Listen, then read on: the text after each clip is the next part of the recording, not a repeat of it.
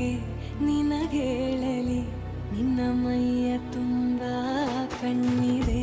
ಮನದಾಳದ ರಸಮಂಜರಿ ರಂಗೇರಿ ನಿನ್ನ ಕಾದಿದೆ. ಬಿಸು ಮಾತಿನ ಪಂದ್ಯಾವಳಿ ಆಕಾಶವಾಣಿಯಾಗಿದೆ.